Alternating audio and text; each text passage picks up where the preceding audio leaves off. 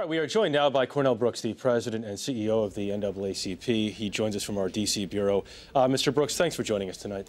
It's good to be here. We detailed the case of Rachel Dolezal off the top of the show. Many viewers are now familiar with it. Has she given you any explanation for why she's done what she's done over the years?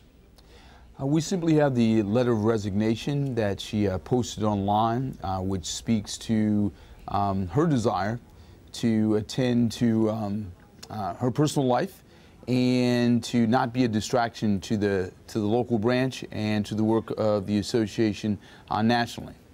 That's all we know and all we have. Well, what are your thoughts personally on all this?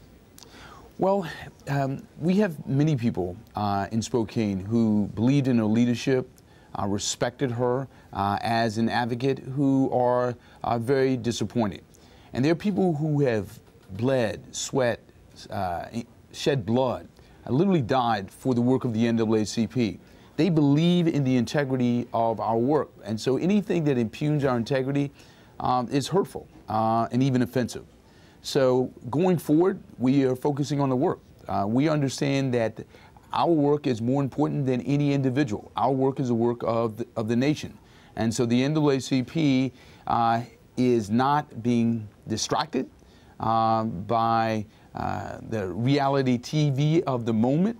We're focusing on the real issues that confront our democracy, like police misconduct, voting rights challenges, economic injustice in our country. That's what we're focusing on. So this is painful, it's distracting, but it by no means will keep us from fulfilling our mission and pursuing our work. But Cornell, why do you think she did this? I don't know. I don't know, and I can't really speak to that. All I know is when you talk to people at the branch level and in the state and all across the country who are engaged in the work of the NAACP, this is painful, but as painful as it is, it also makes us more determined to engage in the work that we've engaged in for the last 106 years. That's who we are, that's what we do, and that's what we're about. When she became president of the Spokane chapter, did she represent herself as black or white? My understanding is people were under the impression that she was African American. But I want to be clear here. And the NAACP does not view racial identity as a qualifying or disqualifying criteria for leadership. We have white presidents, Latino presidents, Native American presidents, as well as African American presidents, people of every hue and heritage serving in the membership and leadership of the NAACP, as has been the case since our founding. So that's not the issue for us. The issue for us is focusing on the work in a way that speaks to our integrity. People trust us. They believe in us in terms of our advocacy. And so our word has a value. When you look at the membership cards of the NAACP, people carry these membership cards as passports to democracy. These membership cards have literally been the subject of litigation going all the way up to the Supreme Court. And so to have anything impugn our name is very offensive and very painful. But as painful as it is, we are going to do our work, which is why we announced today, as we had long scheduled, something we called America's Journey for Justice, a 860-mile march from Selma, Alabama to Washington, D.C., focusing on our lives, our votes, our jobs, and our schools matter, focusing on criminal justice reform and voting rights reform. So we're going to do the work. This is a distraction, but it's by no means anything that's going to keep us from doing our work. I know there's a lot of work you want to do. How much do you think this has set you back? Set us back? Let me share this with you. When we've faced down Jim Crow, lynching, racial profiling, this by no means will set us back. And it has not set us back. Fair enough. Do you want to hear an explanation from Rachel? Well, given the amount of pain that people have experienced, that we've experienced, an explanation, acknowledgement should take us towards some healing. What would you like to hear? What do you think you should hear? What do you think you're owed at this point? I can't speak to that, and I can't script it. I can simply say what we're going to do and what we're about. If she's watching this, Cornell, what would you say to her?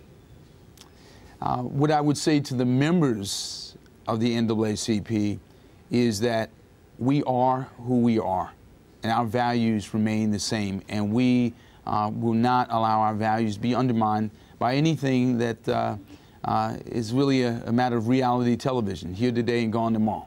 That's just not going to happen for us. We will focus. Cornell, you mentioned the march today. What other issues are front and center for you? We talked about Cleveland a lot last week. Can I ask you about Cleveland, about what's happening there in the Tamir Rice case and what you hope happens next? Well, the Tamir Rice case is just emblematic and illustrative of the challenge of racial profiling and police misconduct all across the country. And so we are marching really to put a laser-like focus on this issue, passing the End Racial Profiling Act, getting police departments to subject themselves to rigorous standards of policing that are represented in that Cleveland consent decree. We want to see officers held accountable for misconduct.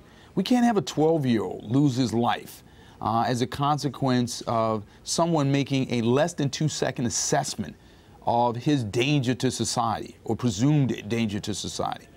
That's not who we are as Americans. We can do better than that, and we as a nation know that. And so this journey to justice, 40 days, 40 nights, is really about awakening not just the conscience of the country, but also putting these issues on the table and also being very clear about the specific things that we can do at the federal, state, and municipal level. And so we're very excited about that and very committed to actually getting something done. Well, we saw another candidate declare for president today in 2016, Cornell. What role do you hope to play in the 2016 election? Well, the role that we hope to play is a role that speaks to these candidates and to the nation above and beyond party. We're trying to speak to the country in terms of bringing about real reform in real time. First issue, the Voting Rights Act. The fact that in the wake of the Shelby versus Holder Supreme Court decision, we have voters who are left naked, civically speaking, unprotected. We have college students who are being disenfranchised, people from rural communities, and certainly most prominently and disproportionately African Americans and Latinos. We've got to fix the Voting Rights Act. And so anybody running for president and hoping to secure the highest office in the land by means of the vote should call for a vote in Congress to protect the Voting Rights Act by amending it. That's something that they can do, and something we'd like to see every candidate do.